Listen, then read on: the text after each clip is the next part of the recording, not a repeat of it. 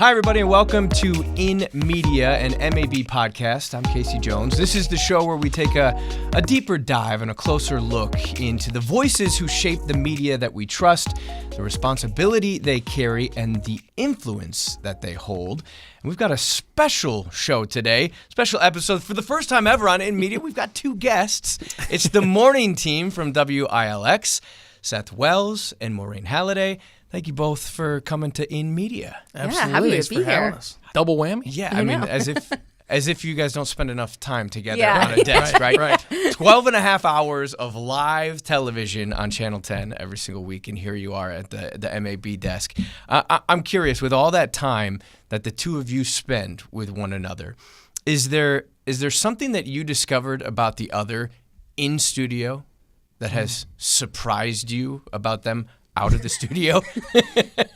You want to start? I don't know. I think working with you, I saw a different work side of you being next to you for so long on the desk. But like I never took any of that like home, I don't think. Like I feel like our relationship is pretty separate. Would you agree or no? I would agree with that. Okay. Yeah. He's much more intense at work, like very like go-getter, and then at home he's like happy-go-lucky. That's more of Casey the, knows. Yeah. It's the competitive spirit. Yeah. I just saw the eyebrow raise. It was like what, you were thinking about her answer. Yeah, what did you think I was going to say? I was just keeping an eye or an ear out. You know? I don't know if anything surprised me. I mean, Maureen had already worked in news and had already anchored before, so I think that like I kind of knew what you were gonna be like on the desk.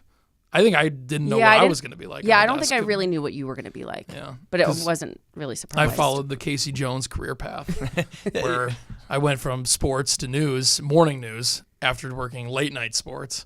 So that was I think crazy. For me, I didn't think, and nothing really surprised me with her at work anchoring because I had already seen it for a few years. I remember that transition, evening sports and then morning news. Like for me, it was literally my last Friday, and I think you were in the sports office when I was doing it. We had covered the Michigan State, the soccer games at Michigan State. Yes, yep. That was my last night. Yep.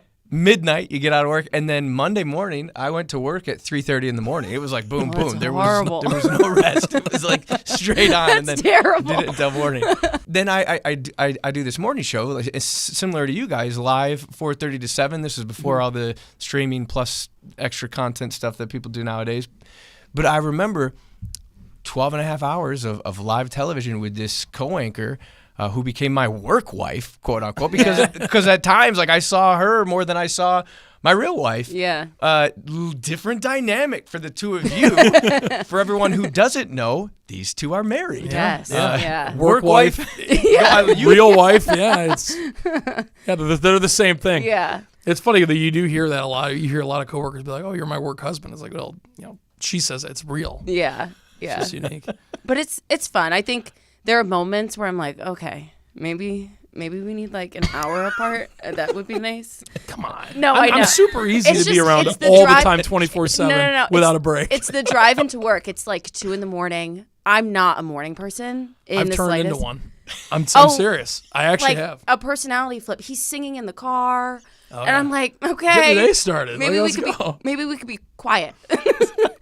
And then it's fine once we're at work. I'm like, how'd you sleep? And she's like, I don't want to talk Stop right now. talking right I'm like, Just leave me alone. I'm like, let's go. Come I on, know. because if I don't talk, then I'm gonna get tired. If Yeah. I don't, And I'm like, let me wake up first. Yeah. I gotta get moving first. You're like, hey, and I'm like, it takes you a minute to warm up to the day. I need to get to work first. It might be the coffee he's drinking and the fact Yeah, that and you're I'm having not. any. Yeah, I mean, I'm I not. was gonna say it's probably the only morning anchor in the I country know. that doesn't I just don't drink like coffee. the taste of it. I don't like the taste. No. It's not for me. What time are you guys waking up? Like what is it? One. We're supposed to be in at 2 if we are on time. Yeah. Which is I Rarely. mean you probably understand. It's a struggle to be on time in It's the morning. hard. It's a struggle. I know. But yeah, we our alarm goes off at like 1 and then we're trying to get in there by 2. It helps doing it together. I don't know how you did it by yourself because like forcing yourself to get out of bed every day, not easy at that time. No. Listen, I was a morning warrior. I did it for 6 years, and not once in that 6-year span did I hit the snooze button. Are you not joking? a single time. But let me tell you, How? I discovered it. I discovered the snooze button. Love it. Oh, you now use I it do. now. Now I do. But in the morning, I could. I think I Oh. was too afraid that I wouldn't. That That you I would, would like, sleep through in, or That's sleep happened through to it. me Yeah. a couple of times. Like he had off, like he was gonna be covering like a sports game or like something where Shocker. he would have off. And it was, I think it's happened to me twice where I snoozed my alarm and like slept through it. And then thank God you were there because one of our producers called and was like, "Can you wake Maureen?" Like she's not answering. And then I was like, "Oh, thank God." But those, I think it was like twice. Yeah, you let But that guard we- down. I know. know, But I snooze my alarm every single But day. through 5 multiple years of times. anchoring together, we have never had to have someone come in on an emergency because we're not. You Yeah, know, knock on wood. That's good. I mean, I know. That's I know. that's a lot of responsibility. Yeah, it is a lot We're of all under responsibility. one roof. I know. Driving the same car to work in the morning. Yep. Yeah. Yeah. Someone thought, this was a few years ago, he had a dentist appointment or I yeah. was going to the gym or something after work. And we drove separately and one of our coworkers came up to us and he was like, "Are you guys good? Like I noticed you guys drove in separate from work or to work." And I'm like, "Yeah, we just have different things going on. Like we can't be driving home together." And he was like, "Oh, okay. They Just thought want to check in, like thought make the sure." relationship was on the rocks because we didn't drive together. It's like, Yeah, I okay. was like, we're good. We just have things going on. Well, I mean, like, Summertime, I got to golf, you know. you guys, exactly. Yeah, we know that. But you guys have to. You have to take work home with you. Oh Yeah. yeah, because There's a lot of conversations that happen at home just about yeah, work. if anything, like big that's things or probably little the, things. If anything, that's probably the one downside is there's not like a refreshing.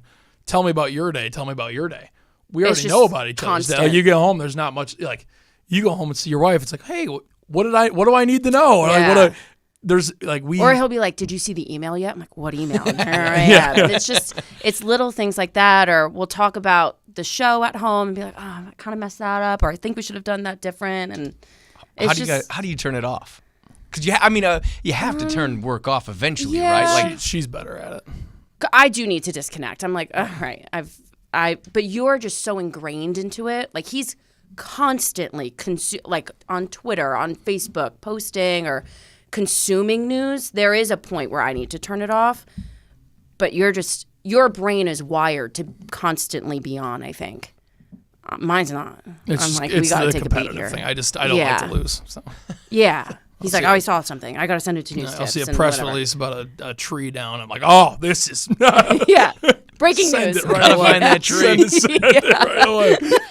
I'm gonna go on X and see if there's a picture of it anywhere. Yeah. Right. Oh, Always that's- working. Yeah, that's he pretty is. much, yeah. Tell me about though. There has to be some sort of personal and professional boundaries that you guys have set for yourselves, right? I mean, is there anything like that where it's unique to your relationship, both for work and home? I would say the unique thing was when we were anchoring together, but we hadn't really told the people that watch us every day. Some of them had inklings, some of them didn't, and it was like Yeah. it depended on, if you followed us on like our social media pages or not. Like that's like basically the only reason you would know. And I think that's because we still do. Like I think if you tuned into a newscast, like our goal is no one would ever know that we're dating or married Yeah, or we don't bring whatever. it up. I mean, I hope they'd go, boy, they got good chemistry. I mean, that's, yeah. I mean, I but bet those two do not get along outside of work. I'm sure someone has said that. Like, I can tell they really don't like each other. Someone goes, they're married. Yeah. But it wasn't until we announced that we were engaged. We had people coming up to us being like, "Oh, I knew it. I knew it. I could tell. Yeah. And it's like, okay. But at home, I don't know if like we've really set any hard boundaries. We're in the same position. You have an executive producer role, and that like you're excellent in that role. And I think I'll go to him for certain advice. But I don't know. Like I feel like we're both very comfortable. Like we've never really needed to set boundaries. Yeah, I mean, Right? I think Can't think of we talk anything. about it all the time just because it's our life. I mean, that's Yeah. Like personally, like that's our job, but then we just share it with each other. So then it just becomes more of a something that you have in common as opposed to something that you're just like, hang on, I can't talk about this right now because we know everything. or that's going things on. like you want to talk about at work and you're like, I gotta wait till we get home and then we'll talk about Yeah, it. yeah, yeah. There's always something like that. Yeah. It's like sometimes we'll be like, we'll kind of look at each other and be like, all right. Clock that one for later. Yeah. 2 more hours. We get home. We got to talk about that. Hey, remember that look I gave you at 5:30 this morning? You guys are lucky. I wish I could spend more time with my wife like you guys do. That's fun. Although I don't know that she would enjoy working with me. I hear that a lot. A lot of people are like, how do you guys do that? I can't do it. You just Well, make it work. there's times where we're frustrated at each other or whatever. But I will say you got to get over it when you're on live TV. I mean, you got no other choice, right? Yeah. Like if I say something that makes her upset or whatever, it's like 3, 2, 1. All right, here we go. Yeah, and it's usually like the show, and then like the show is done, and I'm like, all right, I just need to get out of the studio. It's like a new environment. We're fine. Yeah. That's part of the responsibility, though. Yeah. Oh, yeah. As a journalist, right? I mean, married or not, you leave the outside world at the door. Yep. Right? Yes. That's what they tell you to do because you've got that responsibility to your community. Yeah. To serve them and inform them. Well, and every anchor has a relationship with their co-anchor, just depending on what the relationship is, right? I mean, some anchors get along great, some anchors don't, but the goal is the viewer has no idea, right? Because if they can, that's the problem, right? Right. Yeah. You never want the email that's like, I can tell that they're not getting, But you guys didn't start. So, Maureen, you were on the desk first, and Seth came and joined. You came from Wood TV Sports. Yep. In Grand Rapids to Lansing. So, and then she was doing weekends at the time. Yeah. And then so I wasn't solo anchoring our show, the Monday through Friday morning newscast. I wasn't anchoring that until they brought in a co-anchor because they were like, all right, we know we're hiring you for that role, but we need to have you have a co-anchor. And then they were like, well, do you think Seth would want to come back? And I'm like, ask him. And so that was kind of on hold until we could figure that out. And then Derek, let's get her boyfriend. Yeah, great idea. I mean, it could have gone south. It could have gone south really quick. That was really a bold decision by our general manager and our news director, but we all get along great, which is great. I don't know why they thought that was okay. I don't know why we thought that was okay. I do get that a lot. They're like, and they knew when they hired. I'm I was like, but I we asked them a number of times. We were like, do you really think this is a good idea? Because we were only dating for like 2 or 3 years at that point. So I'm like, I don't know. Like, I feel like that's such a permanent thing in a relationship. Like, what if we do break up and then we're stuck in this job together? Like, what do we do then? And then how are you supposed to fake your chemistry really on that awkward mornings. Yeah, like, what do you do? Like, I don't want to lose my job. I don't want to lose my relationship. So I guess we'll just risk it. Like, did you like put it in one of your contracts? Like, you have to get married. It didn't. I literally probably would have been smart on their end. I'm telling you, we really did ask him. Like, you know, sure? Like you're good with this because I think I've heard of one other scenario in the country where a husband and wife anchored together. I think it was somewhere in Louisiana. I was doing some research trying to figure that out. If you're somehow in his spare time. Always working. If you're somehow watching this in Louisiana, reach out. Okay, what's something that you've learned about each other or you've done for each other outside of the studio that has made you better on air? After like a couple weeks, she made a comment that she was like, I thought when you were coming out of sports that I would have to hold your hand a lot, and she didn't feel like she had to. And I thought that gave me the confidence that I was going to be okay in that job. Because I mean, you probably felt the same way. Going from sports to news, I knew I could be on camera and talk. Like, I wasn't worried about that aspect, but it was the difference of covering news versus sports. And, there's so many different intricacies to both of them, but news is obviously a lot of times more serious. And then, who do you talk to? Where are you getting your information from and stuff like that? And it was a big change.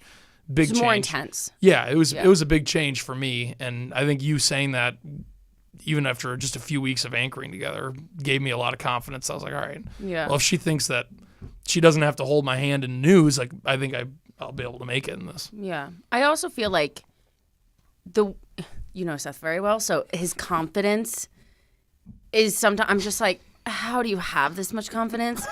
I'm like, I don't get it. I don't know where it comes from. I tend to second guess a lot of things, or I'm like, oh God, should I have said that? And I think that's probably what you've helped more calm me down. You're like, it's not that big of a deal. You're totally fine. I feel like you have helped lift up my confidence as opposed to being like, oh God, why'd you say that? I'm like, yeah, why did I say that? You know what I mean? Oh, You're like, so we did it for each other. yeah, Huh? but in like different ways. Let's Yeah. talk more about Seth's confidence. I'm just kidding. There's not enough room in here for it. I don't know how we're all fitting in here. My head's already literally too big. We don't need to. I found a hat that fit my head this weekend, Casey. My rule is if I find one that fits my head, I buy it. You keep it. Yeah. Where would where your influences come from that we see on air? Ann Emmerich, for sure. She's been like such a mother figure for me and a lot of other women in the newsroom, especially the younger reporters. She's just very just nurturing, calming. You can go to her for any kind of advice. She's great on air. She tells you a lot of the little details of what you need to be paying attention. She's like, when you're doing crosstalk, like turn your whole body. I'm like, oh. She's like, yeah, you seem really closed off. I'm like, that totally makes sense. It's just little things like that. And she has a very calming presence to her. So she's like a very easy person to go to. You would have no issue. You would feel very confident going to her. I feel like she's just been great. Ann's awesome. I mean, for me, it was originally Jack, Doles at Wood TV8. That's one first internship. Grew up watching Wood TV8 as a kid in Rockford, and he helped me get another internship in Indianapolis at the NBC station there when I was in college, and then he helped me get my job in the UP to start my career. And so Jack was probably my I'd love to be like Jack when I'm older. That was like kind of the influence for me. Switching to news was interesting because I really hadn't paid attention to news anchors before. Now I do, obviously. But so I didn't, when I switched to news, I was like, I don't really know who I necessarily look to. The first person I talked to was Casey. Because I'm like, you just know it was great. Because you just did exactly what I'm about to do in my career. I need to know what I'm getting myself into and what do you think it's worth it? I think I gave you some honest advice. You did. Well, and you were like, follow your heart and follow, we talked about the morning schedule because that was crazy, but yeah, I mean, I think now I watch news anchors a lot differently than I did when I was getting into the business. Like my inspiration to get to the business was sports related. But now I feel like I watch a lot of different anchors, whether it be, national news we watch the Today Show all the time because it comes on after our newscast on Channel 10. So I've always tried to pick up things from Craig and Savannah, and before that Hoda, whoever it may have been. Yeah, like little things, like how they write teases or. Yeah, I think the number one thing that they're just phenomenal at is being conversational. I could watch them all day long. I tell a lot of people I think I'll look at a newscast or something, and I'll say, all right, do I think the anchor, if the teleprompter went out, does the show still go on? And that's what I like to try to challenge myself too, is you got to know the story that you're talking about, not just know the script, know the story. Because can I tell the viewer the story without a script? And it's harder as an anchor than it was as a reporter, because reporter, I have one story. You're the one interviewing the sources. You're the one out there learning about one specific story. So a live shot I always felt like was easier for me than anchoring in a situation where your prompter goes out and you got to make sure that you understand maybe 20 stories that you're supposed to be really in charge of instead of, one or something like that. But this question is for you, Maureen. Mm-hmm. Is he a news anchor? Because I see him a lot at sporting events, big, if there's a national championship game or a Rose Bowl. Seth always seems to be there. I haven't been to the Rose Bowl. I want to go to the Rose Bowl. There's an ongoing joke within the morning show that Seth doesn't work.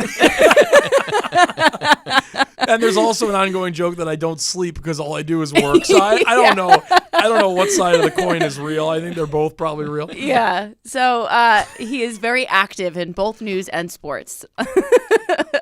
But especially when the Lions are in the playoffs, you're always gone for that. Well, that's more a recent development, as Casey would know. Well, yeah, that's fair. Or trying to plan for the MABs, helping out with the digital stuff.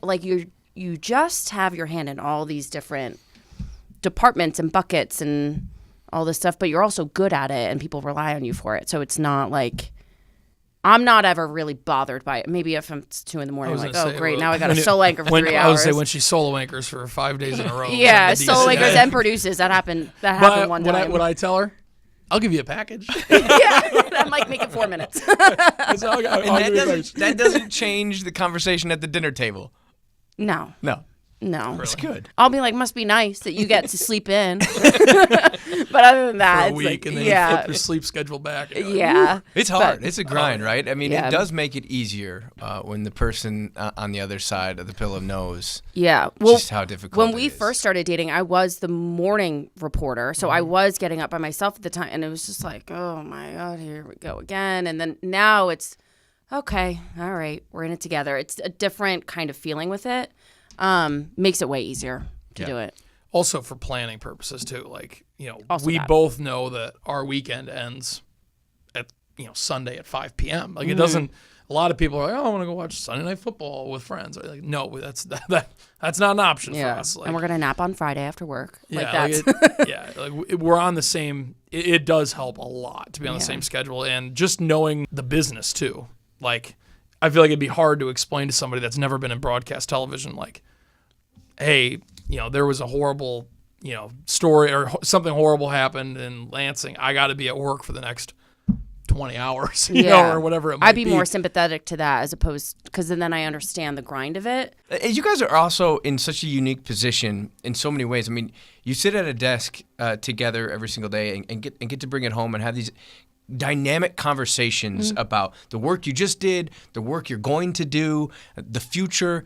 We are at this place in broadcasting and media in general that it's just this rapidly evolving medium. You've been doing it together on the desk for 5 years. How has it changed and where is it headed?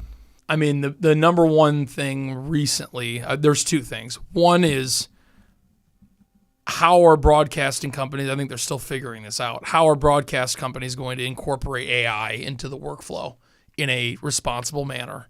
That's probably, one of the things that is going to be changing a lot of things in the future. And I don't think anyone really knows what it's going to look like, because it's just something brand new.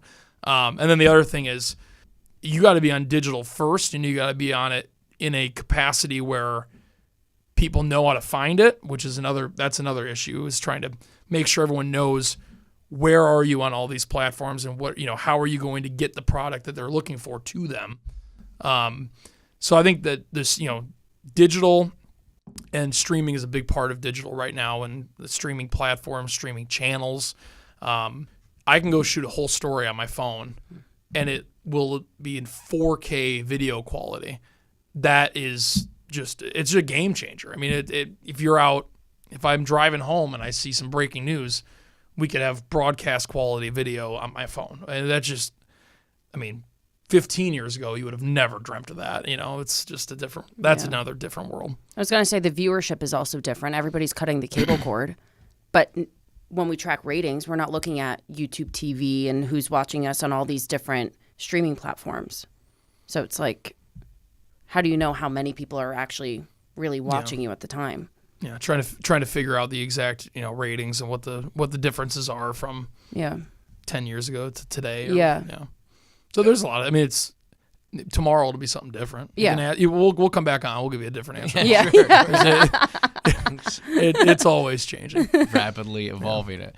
But you guys talk about ratings and revenue and technology. What I didn't hear in there was the importance of journalism. That's not something that's changed. No, or changing. And local too. When you fill 2.5 hours in the morning, you're going to have some national news in there. That's just the reality. Or you're going to have the smallest local story that impacts 1 or 2 people, and that's going to be a wasted spot in the newscast, if that makes sense. So but the local thing is probably the main thing, and the mission of journalism has never changed, and the emphasis on local has probably never been greater. Like, if you're not giving them the local news from their area, they're not going to stick with you. If we try to do national news better than NBC, we're going to fail that. Like, they just have the resources to be everywhere at all the time. It's not going to work. We can try our best, which we do if we have a big national story, but you're not you're trying to be the best at covering local news and making sure that everything that's impacting your community is being talked about. Mm-hmm. Do you guys have a moment in your career where you realized, wow, this platform, like my voice, has the ability to make change? There was this one woman, it was during the pandemic, and she lived in a trailer, and the pipe underneath her house, that like her water pipe had burst and had holes in it, and all this and that. And she was going to Kroger and buying gallons of water and giving herself sponge baths, and that's how she was washing her dishes and all this stuff. And so I did this whole story of like this poor woman, kind of feel bad for her. And the next day I did a follow-up story because there was a plumbing company that came out and did the work pro bono, but my phone was blowing up all night with viewers or people I've done previous stories with trying to help and wanting to pay for this. And I think that was my first real moment of like, oh, like what I put out there isn't just like a nice story or kind of something that's in one ear and out the other for viewers. I felt like they were actually sitting down watching and it resonated with them in some way. And then in turn, this older woman got running water back in her house in 2 days. I don't know. It just made me feel good. And there's a gazillion other little stories like that from reporting and even from anchoring of people coming up to us at Meijer or the gas station or wherever saying, oh, we did this story and oh, we love that and all that stuff. So I don't know. It makes you feel good. Yeah, I think with anchoring and reporting, I think there are different types of scenarios that make you realize that what you do is important. I think with anchoring, for instance, was a moment where information needed to be filtered and needed to be presented to the public in a timely manner. And for us, it was the MSU shooting for sure. When the shooting at MSU happened, it was, I don't quote me on the exact times, but it was, I'd say 8:30 or, something. It was just after 8, I think. It was we had probably been asleep for 2 hours, and the phone rings, you answer it, and you're in a fog, and they tell you what's going on, and you're like, oh my word, and you're trying to figure out, okay, we have a dog, okay, you take care of the dog, I'm gonna go straight into the newsroom. I don't have time to shave. I don't even have a dress shirt. I have one at the station. I'll change into that, And she ended up going to campus and kind of did some live reports from campus. They had me in the newsroom as like a third anchor option to bounce off of our evening anchors. And I think after that event was one of those where you hear from people that are like, thanks for dispelling, or we went to you because we saw all of these rumors on social media. And I remember seeing all of these rumors. It's like social media is such a blessing and a curse at the same time. Yeah. Oh yeah. Yeah. And but you saw a number of rumors on social media that 5 more people have been shot in this area, and it's like it wasn't even true. And it was never true. But it was because it was such a big breaking news scenario, it was going around like spreading like wildfire on social media. And so you heard from a lot of people in that sense, like from an anchor perspective. Thanks for sharing the verified information and also not, fanning the flames of things that weren't true. Because we heard so many different things, and we got the scanners on. We're listening to the police chatter, and even they're having to respond to things that aren't actually happening. They're not actually accurate, but they have to respond to them because they're hearing different reports or whatever. It's dizzying. And so I think from an anchor perspective, it would be times like that where important information needed to be presented to the public at a specific time. When you two go home together after a day like that. Yeah. Well, you just sit in silence. How do you we basically didn't go home. That was like a 16-hour day for us, and then we went home.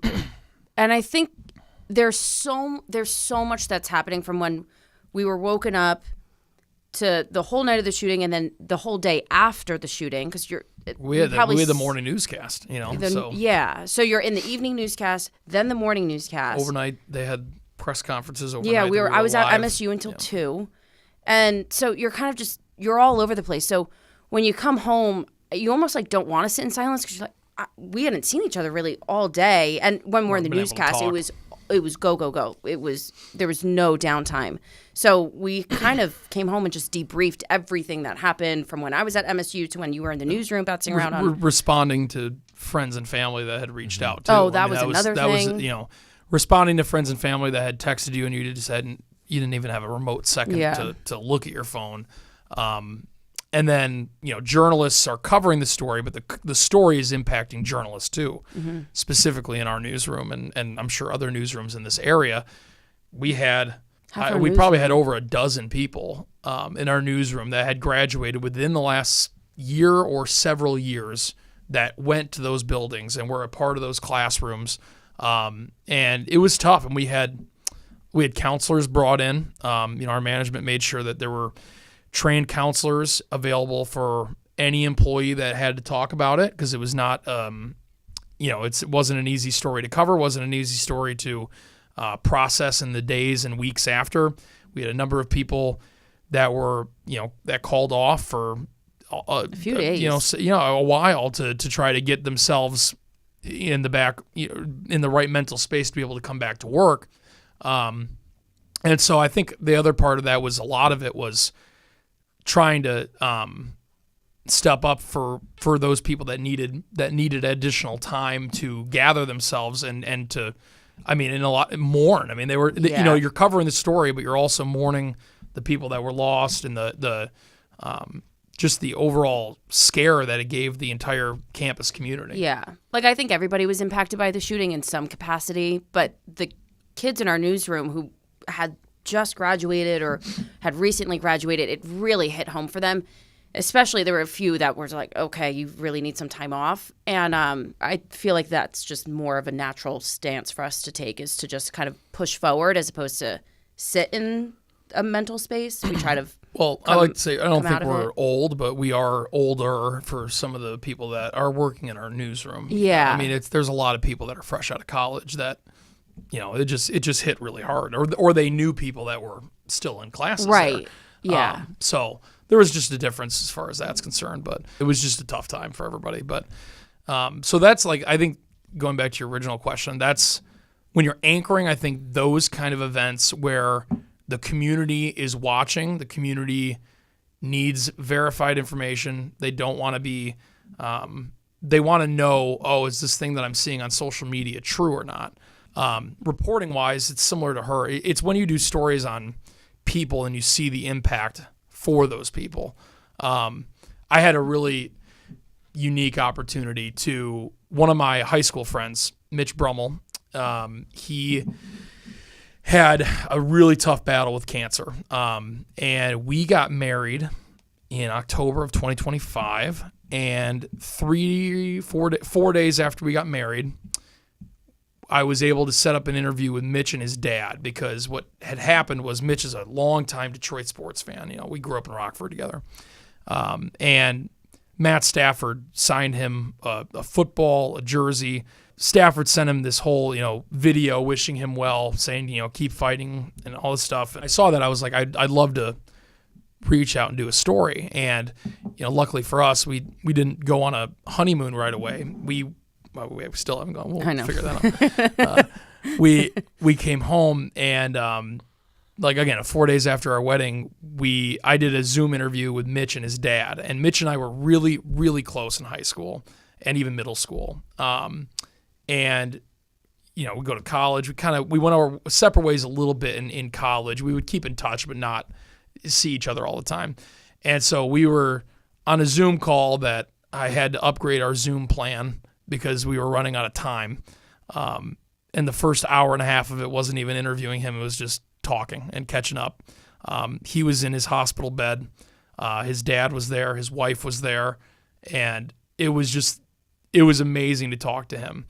And I put the story together over the next several days. Probably a week later, it aired. But 2 days after I interviewed him, he went into a coma and he never woke up. And his story, I received more emails when we aired his story than any other story I've aired. And he's not in our viewing area, but a good story is a good story. And his story was, for him and his family, using his battle with cancer to get his message of faith to the people that he wanted to share it with. The really sad part is he never even got to see the story. I didn't get to air it after the interview before he went into the coma and ended up passing away. But that was the reaction to that story, and then seeing the family at the funeral. And then we just went last month, just over a month ago. We went to a private dinner with his family and some of our close friends, and celebrate what would have been his 31st birthday. And still then they're just, his family just kept talking about how much it meant to them to get that message out there. That was probably one of the more impactful stories. It just depends on, are you anchoring or are you reporting? Because I think the impact is different for each scenario. Mm-hmm. All those examples come back to that idea that, the importance of local broadcasting and local journalism is, in the message and how it resonates. But like, as you said, Seth, your friend wasn't from the mid-Michigan area, but you are. Yep. Right. And that's important to the community. And people knew those halls in East Lansing at Michigan State. People had similar problems, the plumbing issues, and that's community coming together, and that's the power of local broadcasting. I want to give you guys both just the last word here on In Media. You pick the topic. You pick. You pick too. If there's something, is something you want people to leave people with, one thing you want them to remember, whatever it is, about journalism, about you, about your relationship, about where you're taking her on the honeymoon. It doesn't matter. That's still up in the air. I was gonna say that's still up in the air. We have a big year ahead of travel, which we knew about ahead of time. So we keep putting the honeymoon off. we're gonna have to figure that out. We'll go somewhere. It'll be like 10 years. They called something different at that point. Yeah. No, I don't. I mean, I think I love what you're doing with getting to know some of the journalists behind the scenes a little bit. I mean, already seen a couple faces that I know pretty well, and I think the big thing is that journalism just keeps changing, or I shouldn't say journalism is changing. The industry's changing. The journalism remains the same, but how you get it is tomorrow will be different than it is today. And so I think I would push people to continue to support local journalism as much as you can. Realize that there's a difference between local journalism and some of the national talk shows. Know what a difference is between a talk show and a newscast. That's a big difference too. And yeah, I mean, I think that's probably my parting message. Yeah, it's probably the biggest message. Support local journalism. I feel like that's plain and simple. What do you have? She's Maureen Halliday. He's Seth Wells. I'm Casey Jones. And this is In Media.